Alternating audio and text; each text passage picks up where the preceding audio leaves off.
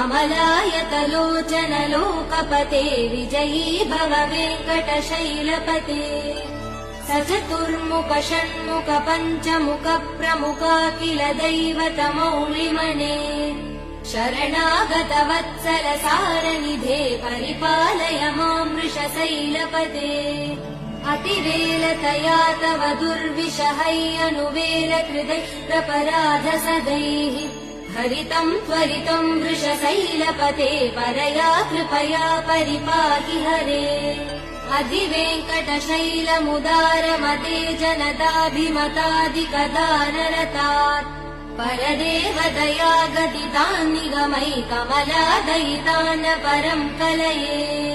कलवेणुरवा वसगोपवधू शतकोटिवृतात् स्मरकोटिसमात् प्रतिवल्लविकाभिमदात् सुखदात् Vasudeva सुधान्